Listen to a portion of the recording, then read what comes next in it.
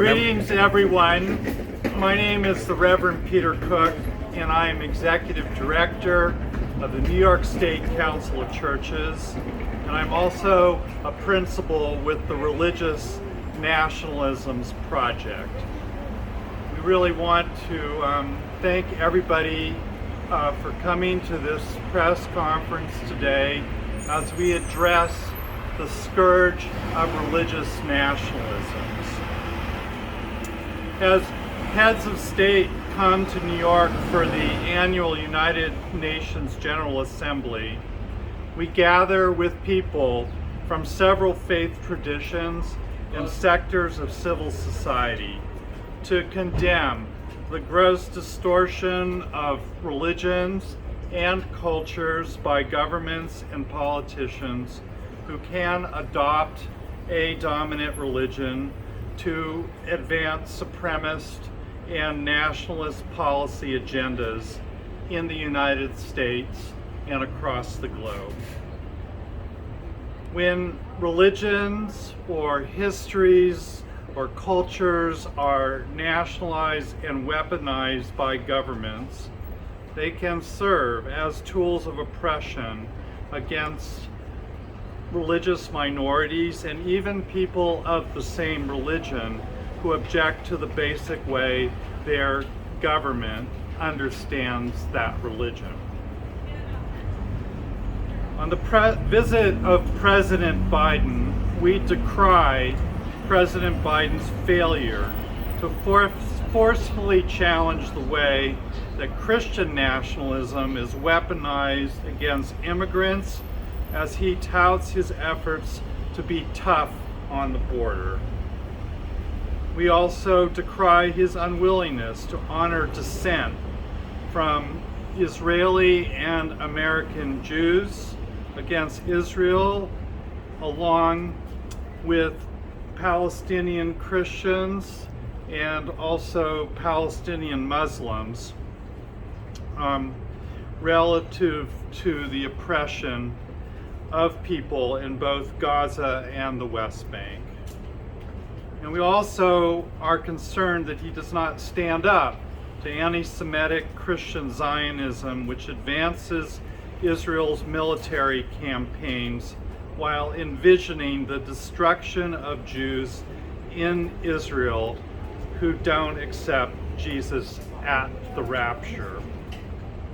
And we are also concerned about his tepid willingness to stand up to Narendra Modi and his Hindu nationalist cause, which twists the Hindu faith to justify genocidal actions and ethnocentric violence.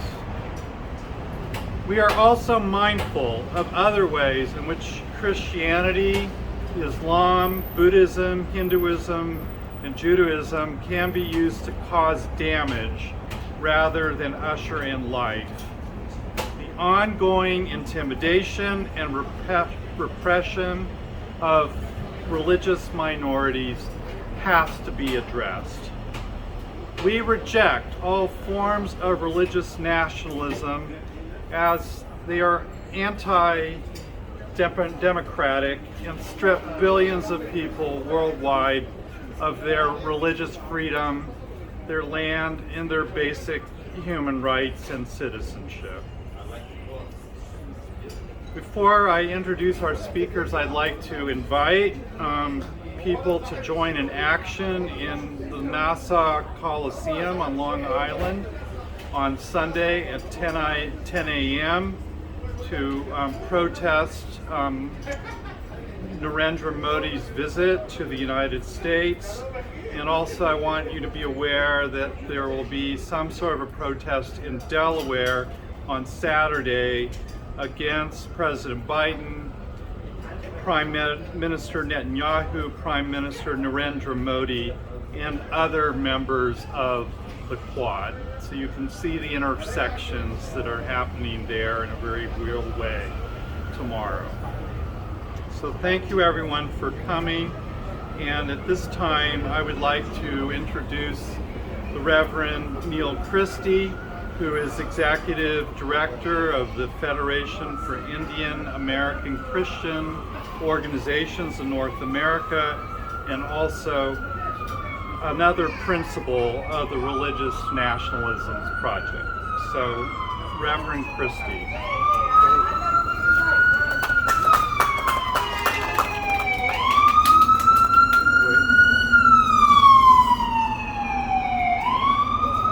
So I want to say a word of thanks to all those people of faith, leaders of various traditions, as well as civil society who stand with us today here across from the United Nations. The Summit of the Futures, which is hosted by the General Assembly of the United Nations, will bring together 193 nations according to the Secretary General Antonio Guterres, and he aspires through this summit to be a once-in-a-generation opportunity to serve as a moment to mend eroded trust and demonstrate that international cooperation can effectively achieve agreed-upon goals and tackle emerging threats and opportunities. That is the aspiration of the Summit of the Futures. Well, on the 26th of February in 2024, Mr. Narendra Modi approached a historic third term, and he paid tribute to a man by the name of Savarkar, emphasizing his unwavering dedication to the nation's freedom and integrity. Mr. Savarkar was inspired by European fascists, Nazis, arguing that the Indian subcontinent was territorial home belonging to only the Hindus alone. He rejected a diaspora as political fiction. So instead of a summit of the future, Mr. Modi, you are creating a valley of despair, not only for Christians, but for the 1.4 billion people that live within the subcontinent of India. You propagate a hegemonic myth of a Hindu supremacist state, leaving no room for the 90% of the population who live as Dalits, underclass oppressed peoples, religious minorities, disenfranchised, indigenous, displaced peoples across India. You have created an ethno-state. And so tell me, in what other secular democracy, except in India, where the Supreme Court has claimed that there is one God, and that God is Lord Ram. This is now the law, according to the Supreme Court of India. Why is this? Ram has been granted all the juristic personages of a human being, all of the rights of a human being, one God, under one vision of Hinduism. Tell me that is not a Hindu nationalist state. Dr. Fernand Varens, former Special Rapporteur for Minorities at the United Nations, has said, India is becoming one of the world's main generators of instability, atrocities and violence because of massive scale, gravity of violations, abuses of targeting mainly religious minorities, such as Muslims and Christians and Sikhs and others. It is not just individual or local, Dr. Varens said. It is a reflection of a religious nationalism, close quote. Today, Fiacona denounces brutal authoritarianism, which fosters centralization and abuse of power, accompanied by racism, xenophobia, tribalism, and misogyny. And I want to end by sharing this. In 2023 alone, it marked a rise in Christian persecution across India. Weaponization and operation of the Hindu faith to attack 1,570 Christians, the murder of over 200, hate crimes perpetrated by religious nationalist leaders justified the destruction by bulldozer of 300 churches. It has orchestrated thousands of extrajudicial killings, arrests and detentions, denial of families of Christian burial. It has forced ritual conversions back to an oppressive form of Hinduism. While the United Nations evaluates the progress under the UN Declaration of Human Rights, Mr. Modi is continuing to target 3,000 advocates, indigenous people, who remain in jail as political prisoners.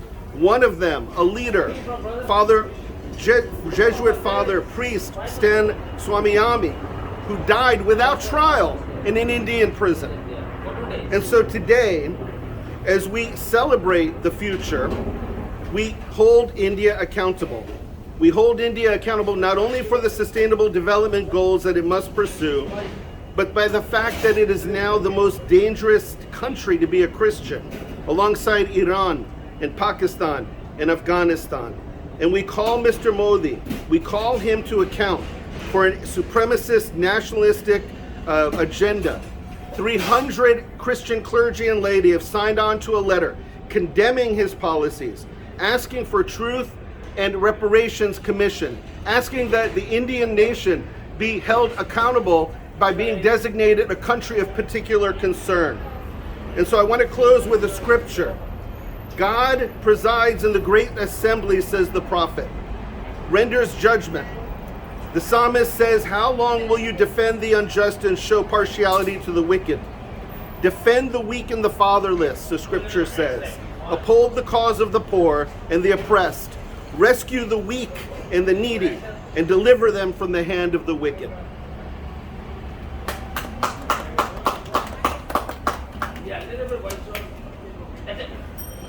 At this time, I'd like to introduce to you the Reverend Dr. Gideon Jebamani, who is from India. He is a Dalit, he's an Episcopal priest in New York, and he's also a member of the board of directors of the New York State Council of Churches. So Gideon, could you share a few words? Good afternoon to everybody. As Peter Cook introduced, my name is Reverend Dr. Gideon Jebamani. I am originally from India. When I came here, I found how Dalits and Dalit Christians are being oppressed. That is one aspect of human rights violation. And what we talk today about religious nationalism. In the name of numerical strength, this religious nationalism excludes all the minority of other faith groups, denying their right to practice their belief, which is very dangerous that I see in India is taking place. And whoever talk or criticize, they are termed as anti-social, terrorist. Even without trial, they are put behind bars. That's what we see in days what we are passing.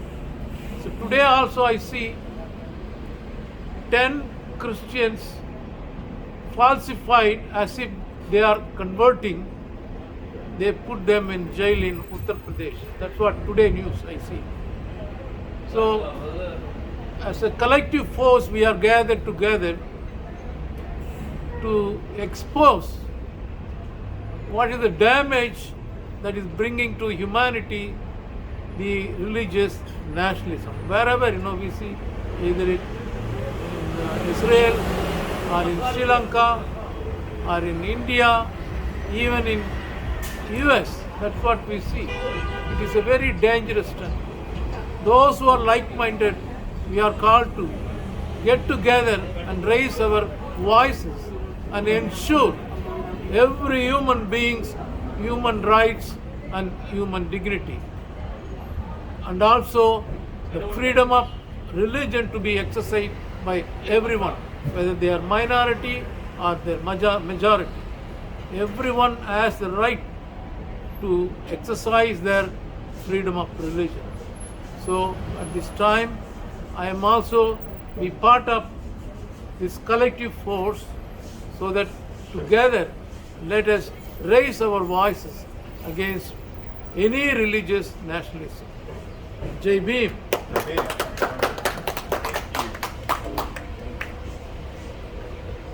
This time I would like to welcome Rabbi Barat Elman from Rabbis for Ceasefire and if you could come and join us. Thank you, Rabbi.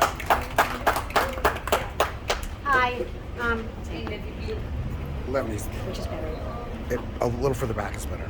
Hi, good afternoon. My name is Rabbi Bara Elman. I'm with Rabbis for Ceasefire, an organization that formed within weeks of the bombardment of Gaza, which has now been going on for over 330 days, with more than 41,000 Palestinians killed, approximately half of them children. The situation that we're facing right now did not come from nowhere. As was written in an article in the Times this morning by Haggai El-Ad, one of the executive director of the human rights group, Israeli human rights group B'Tselem. It's not a new story. This latest wave of violence is the inevitable result of what can only be understood as Israel's decades-long effort to achieve total control over the West Bank. And for too long, Israel's allies, especially the United States, have studiously underplayed or even ignored the existence of this endeavor.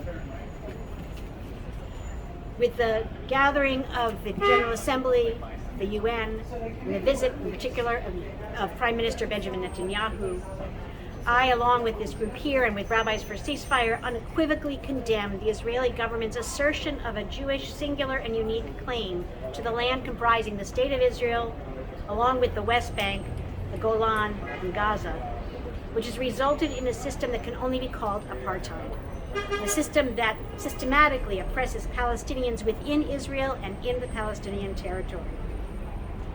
We also unequivocally condemn the repressive military actions and ethnic cleansing in the West Bank, including East Jerusalem, and above all, the ongoing genocidal assault on the people of Gaza. All of these have been done under not just Benjamin Netanyahu, but previous prime ministers as well. It's come from a misuse of a tradition that sees this land as exclusively belonging to the Jewish people, and a failure to recognize the indigenous rights of those other peoples who have been there for in the period of 2,000 years since Jews were forced out of what was then called Roman Palestine. Our country, America, is implicit in this. We are arming the Israeli government and therefore complicit in the bombing and destruction of Gaza. We have turned a blind eye to the advancement of settlements, even those we say over and over again that settlement expansion project must cease. We nevertheless have continued to fund this government and to turn a blind eye to its continued expansions. Further in this editorial, Ad-al says that one thing that has happened right now is that the call for the destruction of Palestinian towns and to advocate mega-dramatic changes to Israel's occupation bureaucracy must be understood as what they are, part of an internal Israeli debate on how, not whether, to subjugate and dispossess Palestinians. In one state reality that is Israel-Palestine right now, half of the population is Jewish and half is Palestinian. And while Jewish Israelis retain their rights regardless of where they live, Israel maintains a hierarchy of subjecthoods for Palestinians, and this hierarchy is based precisely according to where they live. Palestinian citizens of Israel are second class by law, and in the occupied East Jerusalem and West Bank, they are permanent residents. In the occupied territories, they are stateless subjects.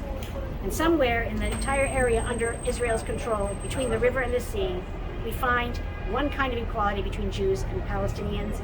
The kind that the regime has a name, it's apartheid. We cannot, as people believing in democracy, people believing in religious freedom, and people opposed to ethno-nationalism, allow this to continue under our watch. As a rabbi for ceasefire, I say not in my name. As a Jew, I say not in my name. As an American, I say not in my name. Thank you.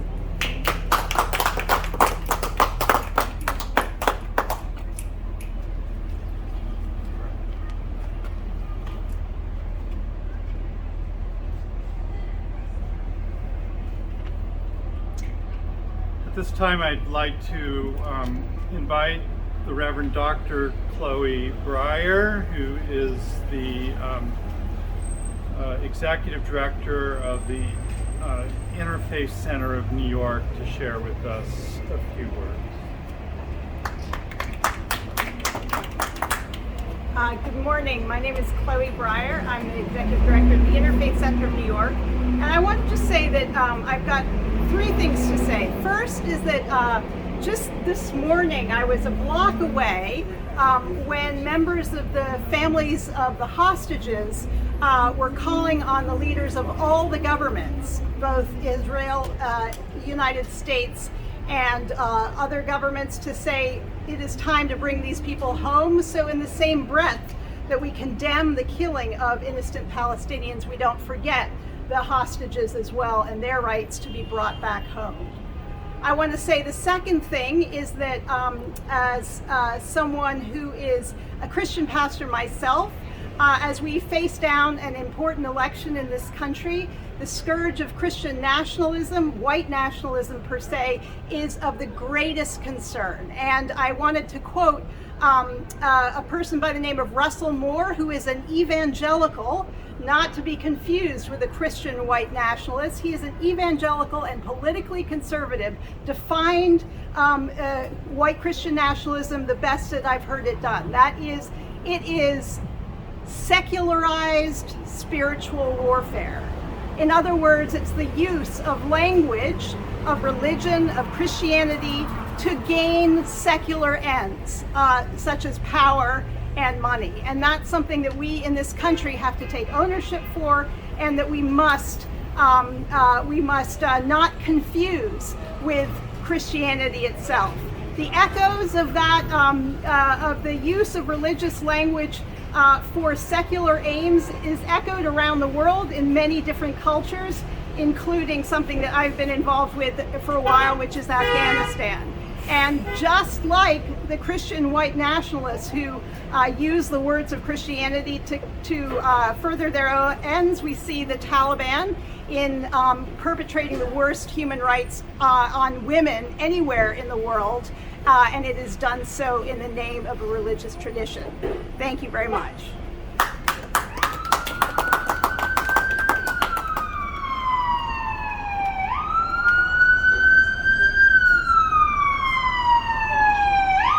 I would now like to introduce Sahar Al-Salani, who is a board member with CARE New York.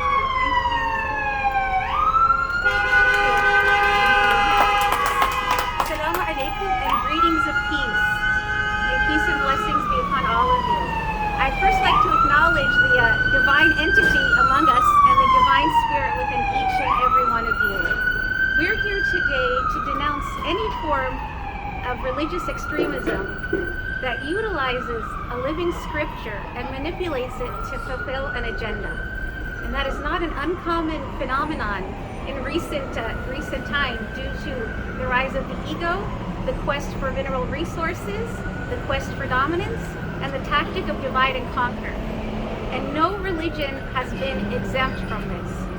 And CARE National and CARE New York, we have been around for 25 years. We were modeled off of the NAACP model.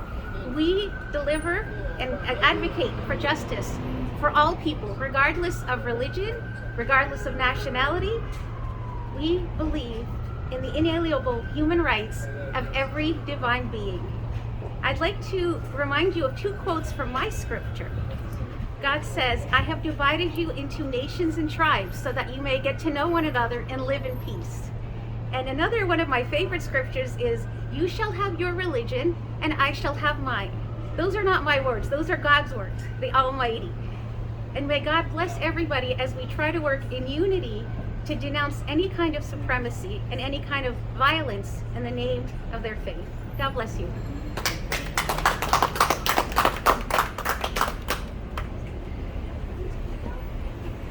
And now I would like to introduce to you Nikhil Arur, who is the Director of Organizing in New York for Hindus for Human Rights.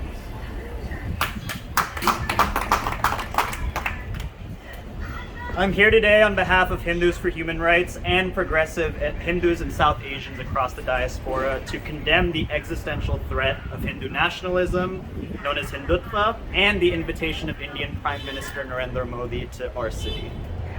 Hindutva's vision is one of an ever-expanding national territory that criminalizes religious minorities, Dalits, indigenous Adivasis, and all marginalized peoples. This stands in direct opposition to the values of decolonization and secularism that framed India's independence movement. Since Modi's rise to power, this vision has been accelerated at an alarming rate, with no shortage of examples to point to. The Modi government revoked the political autonomy of Muslim-majority Jammu and Kashmir under the Indian Constitution, instituting a communications blackout in the process to crush any protest and dissent. Their Citizenship Amendment Act, touted as a mechanism to expedite the citizenship process for persecuted religious minorities, conveniently but deliberately excludes Muslims. Their politicization of Ayodhya's Ram Mandir, built fraudulently on the grounds of the centuries-old Babri Masjid, after a successful hate-filled campaign by Hindutva forces, spurs on and normalizes communal violence across India. We know these ideologies don't occur in vacuums. The violent Hindutva ideology represented by Modi and his counterparts in the BJP is intimately tied to the violent Zionist ideology that is fueling the year-long genocide perpetrated by Israel in Gaza, which is a continuation of its 75-year occupation of Palestine. There we see the full realization of a religious nationalist project whose goal was always to settle and occupy land where Muslims, Jews, and Christians once lived together, and create a social and political system that privileges some while marginalizing and displacing others. The Israeli model of violent religious nationalism is one that far-right extremists around the world seek to emulate, from Hindutva fascists in India to white Christian nationalists here in the United States. The red carpet this city rolls out for leaders like Benjamin Netanyahu and Narendra Modi is soaked in the blood of thousands upon thousands of Palestinians, Indian Muslims, Dalits, and countless other communities who face the oppression of religious nationalism. As progressive Hindus, it is incumbent upon us to forcefully reject the hate and nationalist extremism being perpetuated in our names by the Hindutva movement, just like it is incumbent upon progressive Jews to regret Jewish nationalism and progressive Christians to reject Christian nationalism. This multi-faith, multi-ethnic coalition stands here with this shared moral imperative in mind. We see the struggles against these forces both in our respective motherlands and here in the United States as just and existential ones. And we demand, as so many have over the course of this past year, an immediate halt of arms sales to Israel and an end to the genocide in Palestine.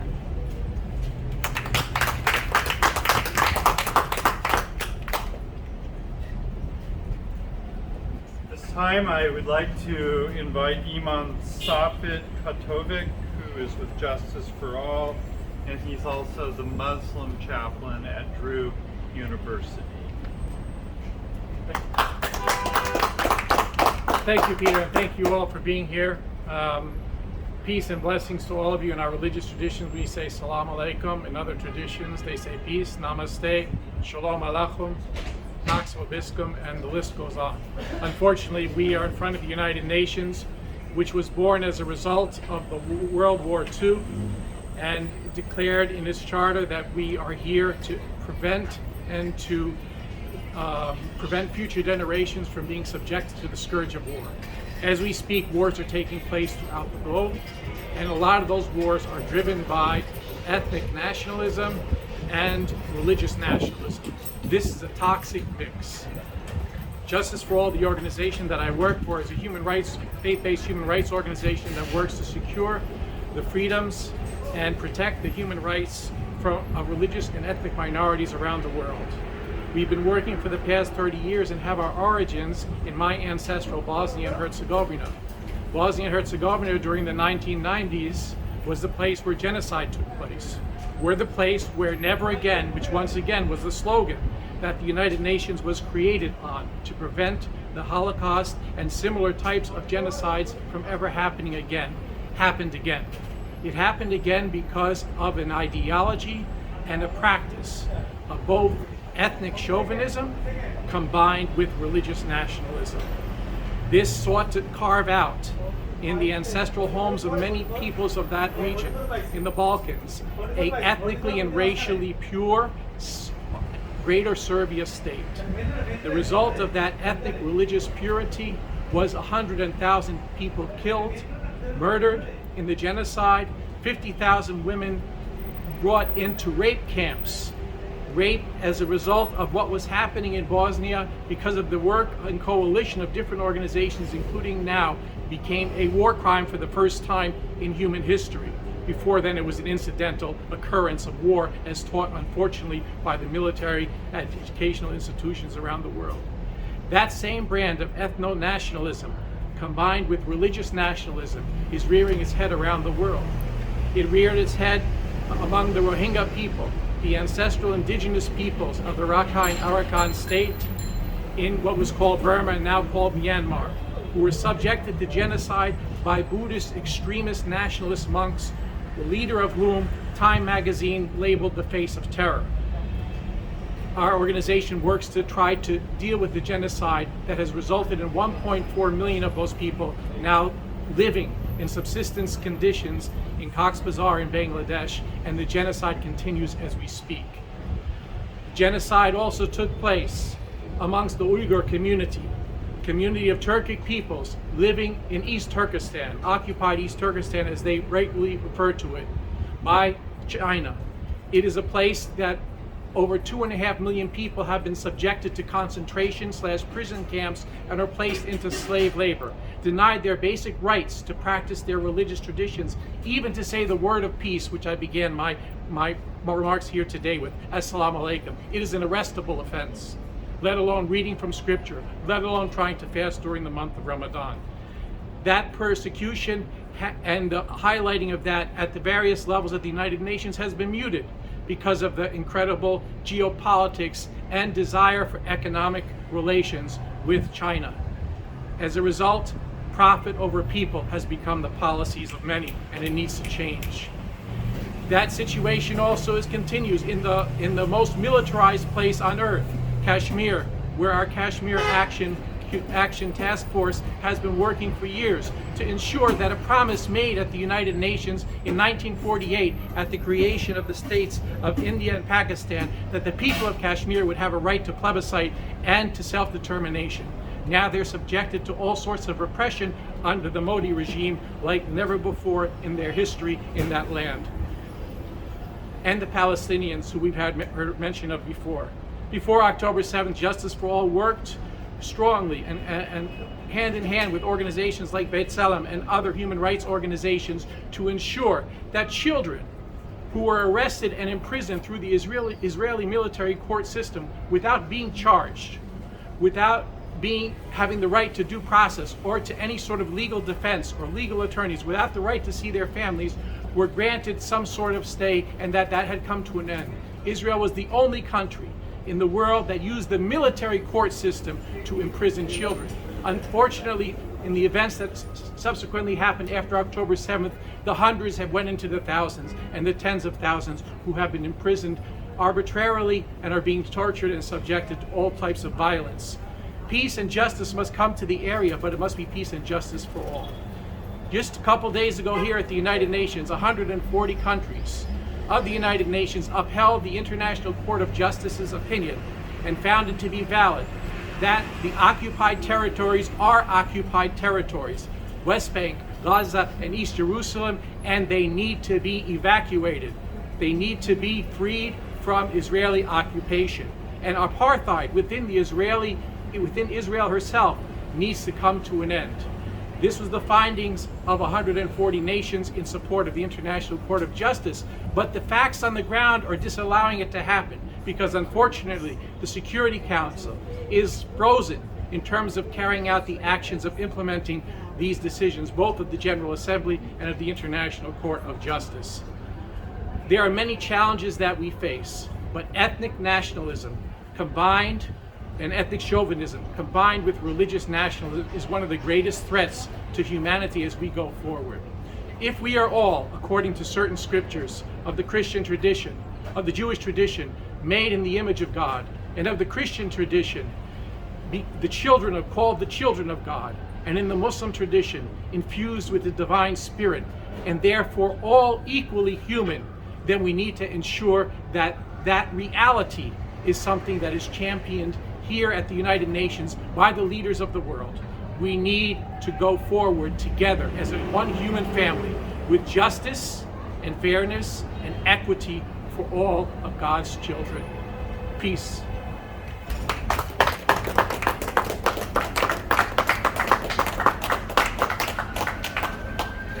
I now like to introduce to you Mr. Peter Frederick, who is a very well-known journalist who has written several books on Hindu nationalism and the vagaries of Hindutva, and it's my pleasure to introduce to you Peter Frederick.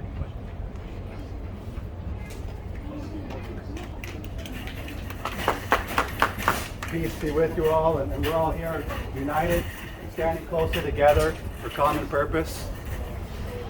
Here in America, and I speak as a Christian, one of our most immediately pressing concerns is the rise of Christian nationalism. Thank God it is only still on the rise and currently remains relatively far from achieving power. Yet, should it come to the stage that our country falls to the Christian nationalist movement, we have many examples around the globe which reveal the horrifying reality of what that could look like here. We can look to many places, but in considering what the United States of America might look like under a Christian nationalist regime, we should look particularly to Israel, the only democracy in the Middle East, and to India, the world's largest democracy. In both of these countries, we see a religious nationalism which is not merely ascendant, but is now predominant. In Israel, we see a genocide of religious minorities underway. In India, we see a slow brewing genocide of religious minorities swiftly spinning towards a major flashpoint. And meanwhile, as religious nationalists within India and Israel inevitably shed the blood of the innocent, the US government, as we will no doubt witness here at the UN General Assembly, maintains unconditional and ever more intimate partnerships with both the Hindu and the Jewish nationalist regimes. And yet outside the direct halls of power, there's worse to consider here at home.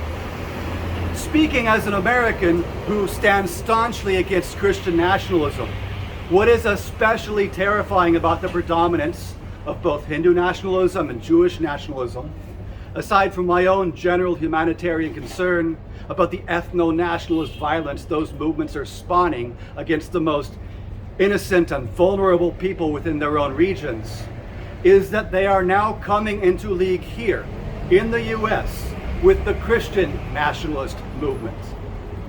2 months ago in Washington, D.C., 3 of the world's leading strains of religious nationalism came together to unite around their common cause. The conference was organized by a prominent Jewish nationalist.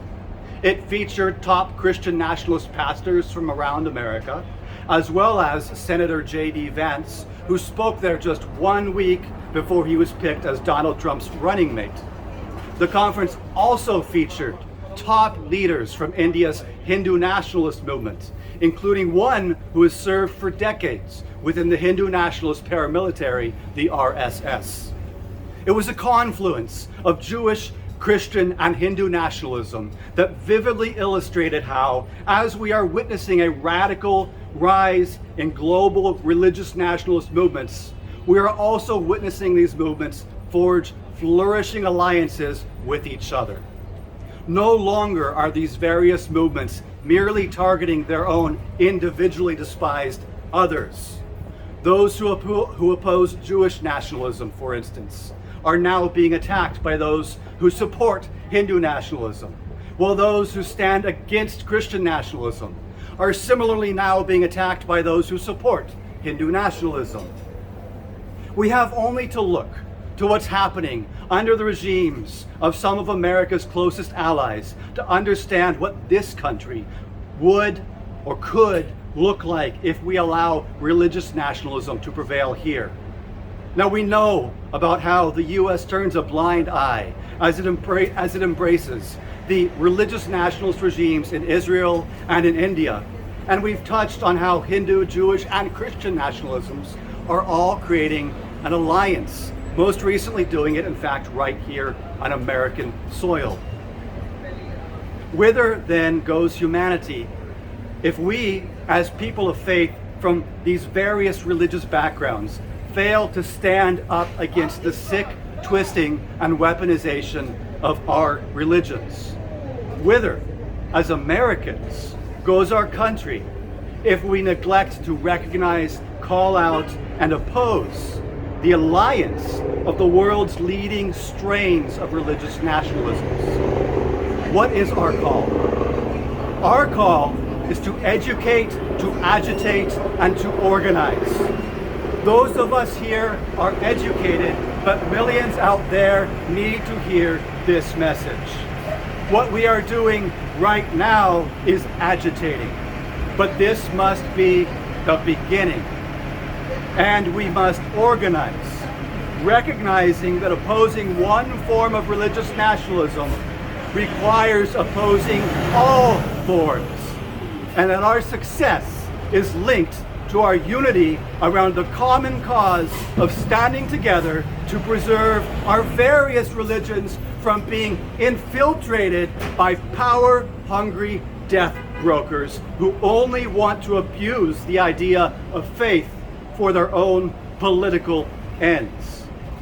From Christian to Hindu to Jewish nationalism, all of these isms have abandoned the fundamental truth that real religion is based on love of our neighbors, care for the less fortunate, tolerance, and forgiveness.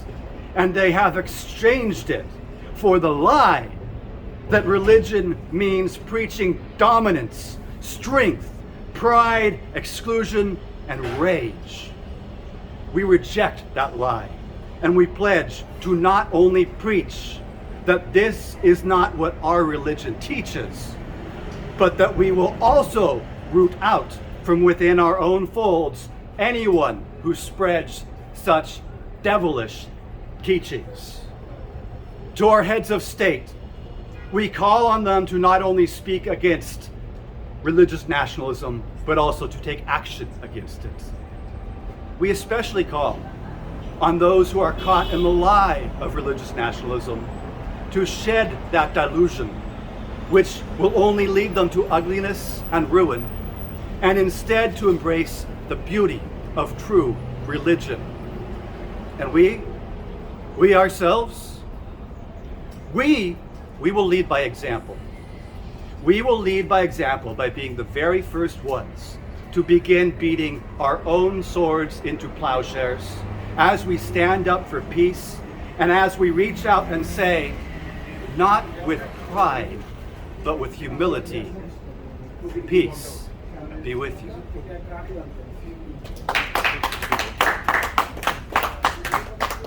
I want to thank everybody for coming out today. We really wanted to hold a space where you could hear a diversity of viewpoints on the whole question of religious nationalism. Not every point of view is aligned or where people are all in agreement, but it's important that in our country that we have a space for a diversity of opinion to be shared, and being able to do that without fear or retribution. So we want to thank everyone for coming today as we seek to do justice, to love our neighbors, and to lift up those who are the least fortunate in our world. Thank you.